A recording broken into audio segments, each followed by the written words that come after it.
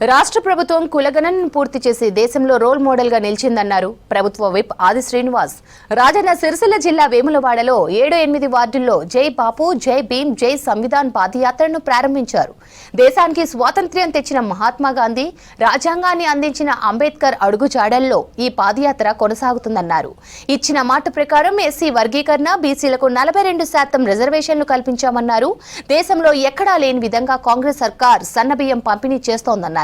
రేవంత్ రెడ్డి నాయకత్వంలో తెలంగాణ అభివృద్ధి చెందుతుందన్నారు ఆది శ్రీనివాస్.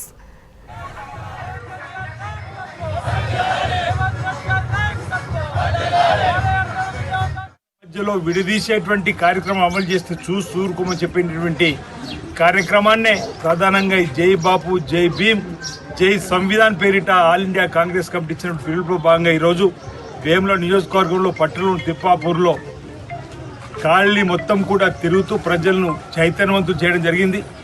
దాంతోపాటు ఈ రాష్ట్ర ప్రభుత్వము బలహీన వర్గాలకు సంబంధించి కులగణను పూర్తి చేసి దేశాన్ని రోల్ మోడల్ కాబడి చట్టసభలో కూడా 42% రాజకీయ రిజర్వేషన్తో పాటు విద్యా ఉద్యోగుల్లో కూడా ఇవ్వాలని చెప్పిన బిల్లును ఆమోదం పొందిన దరిమిలా ఎస్సీ కేటగరైజేషన్ 30 సంవత్సరాలుగా వర్గీకరణ కోసం ఎదురు చూస్తున్నటువంటిది కూడా అసెంబ్లీలో బిల్లు ప్రవేశపెట్టి దానికి కూడా ఆమోదం పొందిన సందర్భంగా గౌరవ ముఖ్యమంత్రి రేవంత్ రెడ్డి గారు కూడా ఈ సందర్భంగా ఈ ర్యాలీ ద్వారా ధన్యవాదాలు తెలియజేస్తూ భారతీయ జనతా పార్టీ ప్రభుత్వం లోకసభలో రాజ్యాంగ సభను జరిపి షెడ్యూల్ 9లో చేర్చి 42% రాజ్యాంగాన్ని అమల్లోకి తీసుకురావాలని డిమాండ్ చేసిన క్రమంలో నిన్నటి రోజు మేము కూడా పీస్ అధ్యక్షులు బీసీ సంక్షేమ శాఖ మంత్రుల ఆధ్వర్యంలో సోషల్ జస్టిస్ మినిస్టర్ను కేంద్రంలో ఢిల్లీలో కలిసి